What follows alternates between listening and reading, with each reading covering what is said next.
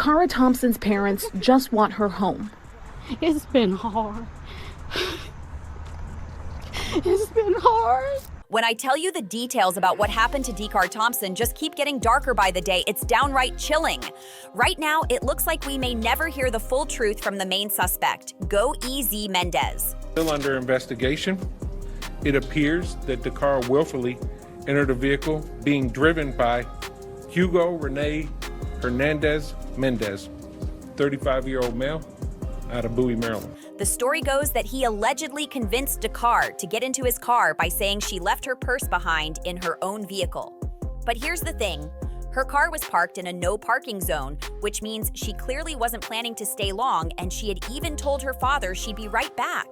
When police arrived, they found all her belongings still sitting in that car. Her purse, credit cards, debit cards, and even $60 in cash. That's what makes this whole thing so twisted. Why would she leave everything behind if she was really planning on going with him? And even more bizarre, why would he bring her back to his own home, a place where his family and even children live? Police came to the scene. We did discover that all of her personal belongings were in her car, such as her purse, her credit card, her debit cards. She even had $60 cash. That move makes no sense at all. Usually people hiding something take someone to a motel or somewhere low-key where it's harder to trace them, but he brought her into his house, surrounded by other people. Something about this feels too calculated to just be random.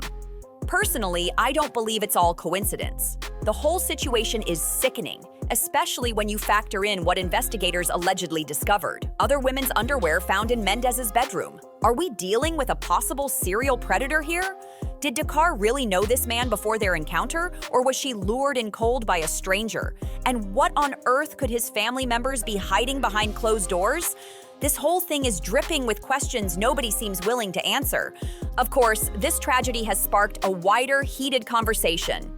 Some people online are claiming that movements like BLM only make noise if the life lost was taken by someone white. Others are pointing fingers, saying illegals don't count, which is why they think no one's marching for DaCara Thompson's death. And to make it even messier, social media has been flooded with disgusting theories accusing DaCara of selling herself. That narrative has people furious because it shifts blame onto the victim instead of the suspect. Now, for anyone who hasn't heard the timeline, let's break it down. DaCara was first reported missing by her father just before 9 p.m. on August 23rd. He told police the last time he saw her was the night of August 22nd. When she didn't come home like she promised, he called her, but she never picked up. She had texted him earlier saying she was just going to grab gas and then be back soon. But after that, silence. By August 24th, her family took matters into their own hands. Using the Find My Phone app, they tracked her last known location. The signal led them straight to the intersection of Jasmine Terrace and Riggs Road in Hyattsville. That's where they found her car and quickly called the police. But here's the chilling part. DaCara's phone was turned off after that, and the last ping was right there at that intersection. And let's not forget, she was the youngest of 5 siblings, and they all shared their locations. That app ended up being their only clue in a terrifying search. Up until just a couple days after DaCara went missing, her family was still clinging to hope, but deep down, they were terrified. The biggest red flag was that her bank account hadn't been touched at all. Sadly, on August 31st, at about 4:50 p.m., Maryland State Police got a call to Route 50 near Annapolis about a disabled vehicle on the bridge over the South River. When troopers showed up, they spotted something horrifying. There was a body lying on the embankment about 30 feet below. By September 3rd, detectives finally sat down with DaCara's family and confirmed the heartbreaking truth. She was identified by her tattoos and jewelry, but also, investigators revealed she had skull and facial fractures. Just devastating. Now here's where the story gets even more chilling. Surveillance footage from August 23rd at 3:06 a.m. captured DaCara leaving her white SUV and walking from Jasmine Terrace down Riggs Road toward University Boulevard in Hyattsville. Cameras then caught her in a business parking lot where she approached the driver's side of a black GMC Yukon Denali. She spoke briefly with the driver, then walked around to the passenger side and climbed inside. That car? Registered to none other than Go EZ Mendez of Cambridge Drive in Bowie, Maryland. But here's the detail that makes no sense. DaCara left her purse behind in her own car, which was illegally parked right in front of a fire hydrant.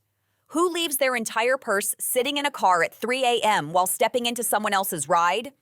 Was she planning to be right back? Was she pressured into rushing? Did she trust Mendez enough to not think twice? Or was this not her choice at all? And another burning question: who turned off her location tracker?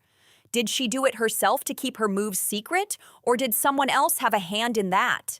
The timing, the location, the decision to leave her purse, all of it screams that something is way off. Was this a planned link-up, or did Mendez catch her off guard and pull her in? On September 3rd, just before 9 p.m., detectives rolled up to Mendez's house. Parked right out front was that same black SUV seen on the footage. Authorities immediately applied for a residential search warrant, and by the early hours of September 4th, investigators were tearing through his home looking for answers. Detectives came back to Mendez's home before serving the warrant, and that's when things really started moving. Court documents reveal they saw a man step out of the house and climb into the front seat of the black SUV. Once police stopped him, Mendez allegedly spun a story, claiming that in the early morning hours of August 23rd, he was at the Galaxy nightclub on University Boulevard. Now, here's the kicker. That club is literally across the street from where DaCara was last seen getting into the very same SUV. He told officers he was supposed to meet his ex-girlfriend there, but that never happened. When investigators pressed him harder, he flat out denied any role in DaCara's disappearance and quickly asked for a lawyer. But once the search warrant was executed, the truth began spilling out in the ugliest way. Inside the home, police discovered what they believed to be DaCara's blood, one of her missing French manicured fingernails, strands of hair, a wig, and more disturbing evidence scattered between the bedroom and trash. Even more incriminating, multiple pairs of women's underwear and lingerie were also found. That was enough to put him in cuffs. Hugo "Easy" Mendez was arrested and charged with first and second-degree murder in the horrifying death of 19-year-old DaCara Thompson. ICE immediately flagged him as a criminal illegal alien and promised DaCara's family that justice would be served. Investigators say they believe Mendez killed her inside his bedroom in the early hours of August 23rd before driving her body out to Route 50 near Annapolis and tossing her over the South River Bridge like she was nothing more than trash. Can you even imagine the kind of coldness it takes to carry a body into a car, cruise down Route 50, and then dump it over a bridge without a second thought? That level of detachment is beyond disturbing. It's inhumane. What makes it even more shocking is that there were other people inside the house when all of this was allegedly happening. Police questioned the residents, including a cousin who lived there along with 2 other roommates. That cousin told investigators she was in disbelief that her own family member could commit something so brutal. But she also admitted that in the last 2 weeks before the arrest, she barely saw Mendez at all and noticed his whole vibe had changed. The cousin admitted she even told Mendez straight up to confess. She revealed that during the investigation, her husband, Hernandez Mendez, along with another relative, were all taken in for questioning. But here's the twist. Hernandez Mendez was the only one who wasn't released. The very next morning, federal immigration agents showed up again, this time hauling her husband into custody. She swears her husband had nothing to do with the crime and insists he fully cooperated with investigators. She said she couldn't wrap her head around how her cousin's criminal case somehow spiraled into an immigration case against her husband.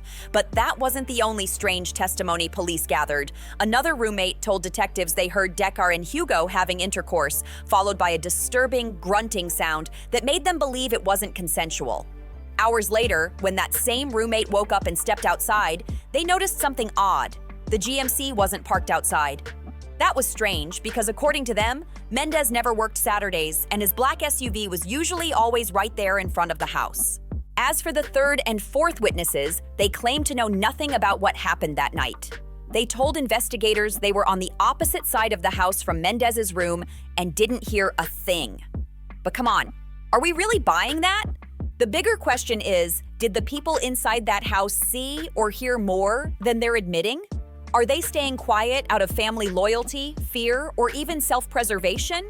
Because between the cousin's uneasy comments, the sudden immigration arrest of her husband, and the roommate's eerie account of what they overheard, it's hard not to wonder if this family is sitting on pieces of the puzzle that could blow this case wide open. Investigators are still piecing this nightmare together, but one thing is clear: Hugo's history with the law is nothing short of a cautionary tale. Long before DaCara's name ever got tied to his, Mendez had already built himself a rap sheet that reads like a manual on reckless, out-of-control behavior. We're talking DUI charges, not once, but multiple times. Then there's the open container issue, cruising around with booze in the car like he's on some wild Vegas trip. That alone screams irresponsibility, but stacked together, it paints a picture of a man who never took the law seriously. Add in reckless driving, blowing through red lights, running stop signs, parking wherever he wanted, basically treating the streets like his own personal playground. And let's not forget unsafe lane changes that could have easily cost lives. On top of all that, Hugo was also caught driving on a suspended license. The state told him to sit down, but he basically said, "Nah, I'll drive anyway." The real question is, how was he still roaming the streets free with all these charges, especially since he was already flagged as undocumented? It just doesn't make sense. Now, detectives are trying to figure out whether DaCara and Hugo actually knew each other before she disappeared. But the questions keep piling up. Why would she leave her SUV parked in such an obvious ticket trap, right by a hydrant and all? Did she think she'd only be gone a few minutes? Did Hugo convince her he'd bring her right back? Or was she distracted, not realizing the danger she was stepping into? Did she willingly turn off her phone's location? Are Hugo's family members hiding more than they're saying? Could this be something he's done before? Locals believe it's possible. Some are even whispering that he could be tied to other missing cases in the area, including a father found dead just 2 days after DaCara's body was discovered. And honestly, what's with the stash of women's underwear and lingerie? Was he keeping them like twisted trophies? This whole case is beyond chilling, and it leaves more questions than answers. But what do you think? Drop your thoughts in the comments, hit that like button, share this video, and of course, subscribe so you don't miss the next update.